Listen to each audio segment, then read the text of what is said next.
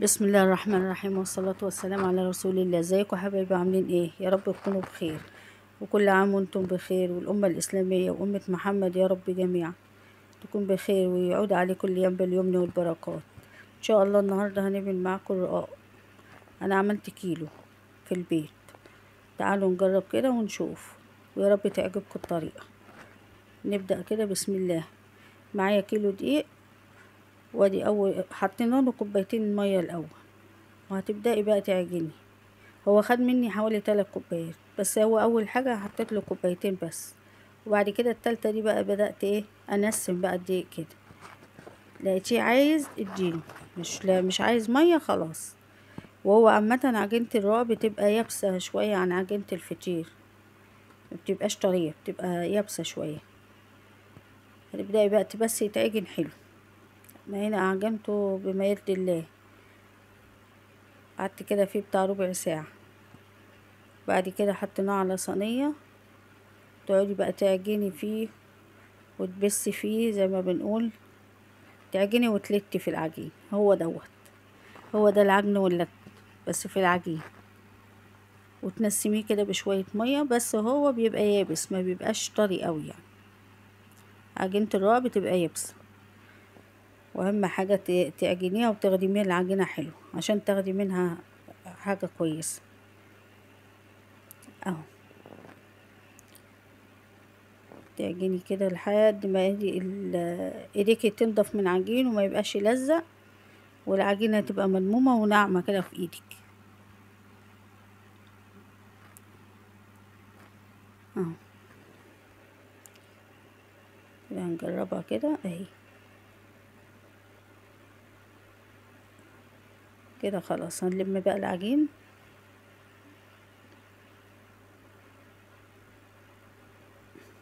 واهم حاجة عجنه تعجنيه حلو قوي، وتحطيه في حاجة واسعة، بحيث تاخدي براحتك معاه، تعجنيه حلو. هنا خلاص كده غطيته بس شوية عبال ما جهزت حاجتي، عشان بس لازم تغطي العجين، لازم، عشان الوش بتاعه ما ينشفش. هنا بقى نحط شوية دقيق في الصينية اللي هتقطعي فيها، وتبدأي بقى على حسب الحجم اللي انت عايزاه. انا هنا عملت الحجم الصغير مش وسط، عشان على قد الصينية وسط مش كبيرة اللي انا هعمل فيه ان شاء الله. يعني ما عملتهاش بحجم كبير، عملتها حجم وسط.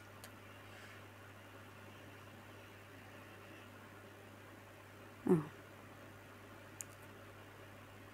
ما تكلفش وما خدش وقت كمان. انا عملت كيلو، وان شاء الله ربنا يقدرني واعمل كيلو كمان، بس انا عملت كيلو وصورته معاكم. اه ما خدش حاجة التقطيع اهو. هنبدأ بقى نفرد فيه على طول.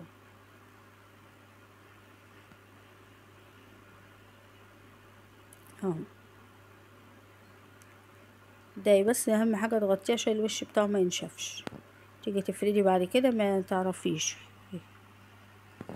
تدوخي بقى في حكاية الفرد وهو مقشف كده وناشف منك. لكن كده يبقى طرية العجينة، طرية معاكي، تبقى سهلة. بصي طالما عجنتي حلو وسبتيه براحتك كده وماشية براحتك، تلاقي العجينة ما شاء الله سهلة في ايدك. اهو بس عاملة ازاي.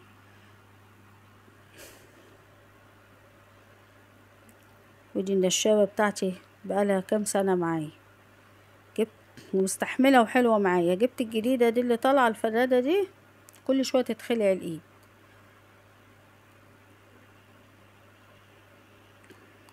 اهي وتفردي الحروف. اهم حاجة الحروف تبقى مفرودة ورقيقة.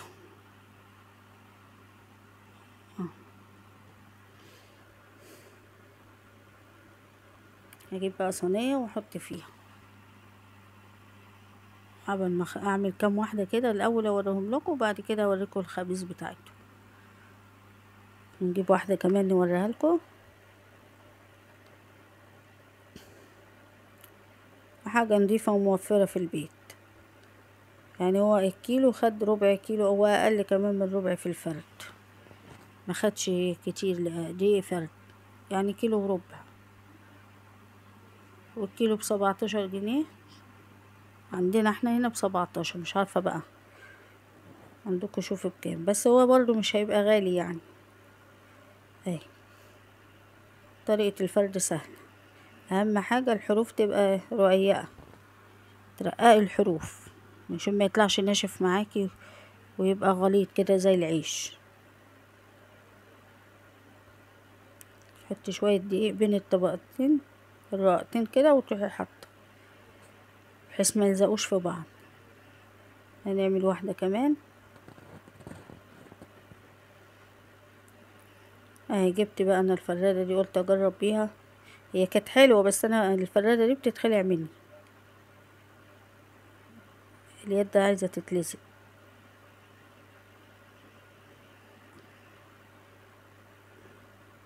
بدأي كده تفردي اهي، شلنا الايد وهشتغل بيها كده. بصي ما شاء الله العجينة سهلة ازاي وبتتفرد اهي. اهم حاجة تخدمي العجين وتعجنيها حلو، تريحك وانت بتفردي اهي. ما خدش معايا وقت ولا خد اي مجهود اهو. بس ما شاء الله. هنا بقى هروح على البوتاجاز اجهز اهي الصينية تقلبيها،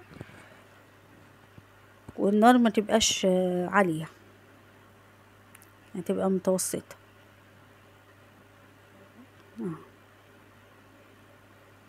تقلبي بقى بسيخ، تقلبي بالمعلقة دي اي حاجة تساعدك وتهدي النار عليه بحيث ما يبقى الرقاق تنشف براحتها وما تتحرقش منك.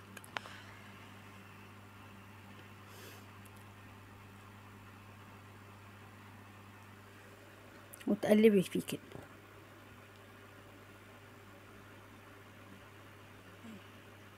هو ما الرقاق ما خدتش معايا ما كملناش دقيقة، بس تقلبي فيها كل شوية اهي.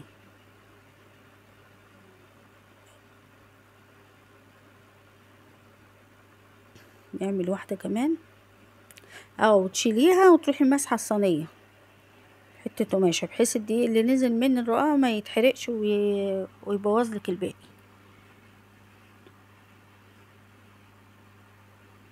وتدوسي على الحروف كده بايدك بحيث ايه ما تترفعش منك من النار.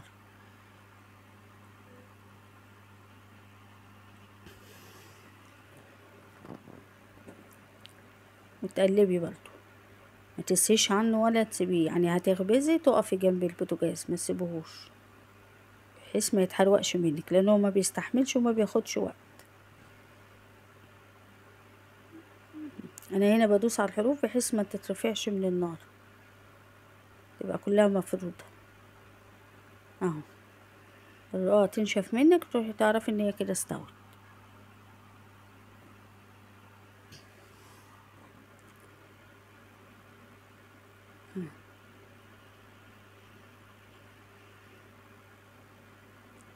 تقلبي كده باستمرار فيها والنار تبقى هاديه، ما تعليهاش قوي عليها عشان بس ما يتحرقش منك ويتلسع، يستوي براحته ويطلع في كويس سوا حلو.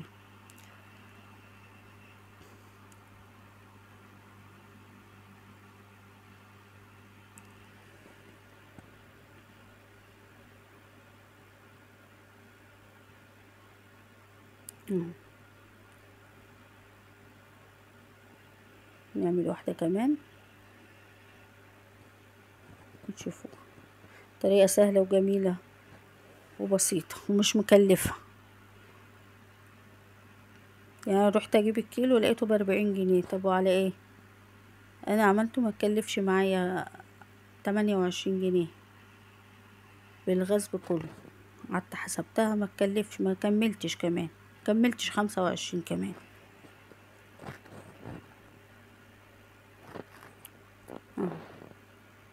يعني ال2 كيلو هيقفوا عليا بحوالي 50 جنيه. الكيلو بقى في السوق رحت اسأل عليه ب40 جنيه. طب وليه؟ ما نرجع زي زمان ونعمل حاجتنا في بيتنا،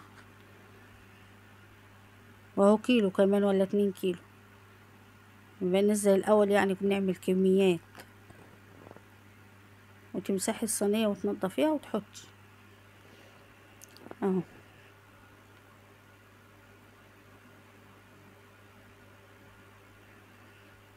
عملنا والله ما خدوش في ايدي اي حاجة، وانا واقفة كده هي ساعة زمن اهو، طلعوا زي الفل ما شاء الله عليهم. قومي وجربي كده واعمليها، وربنا يعود على المسلمين جميعا يا رب بالخير يا رب واليوم، ويصلح حال البلاد كلها.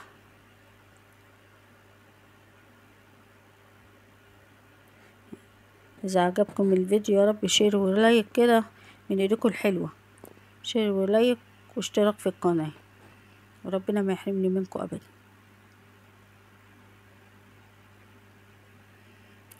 وقولوا لي ايه رأيكم فيها.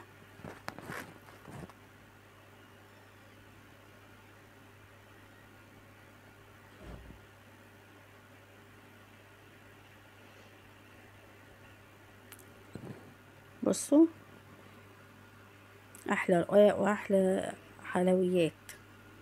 انا بحب اعمل حاجتي في البيت بصراحة، يعني معظم سواء رخيصة غالية بحب اعمل كل حاجة في البيت نظافة، والواحد بيبقى واخدها ومطمئن.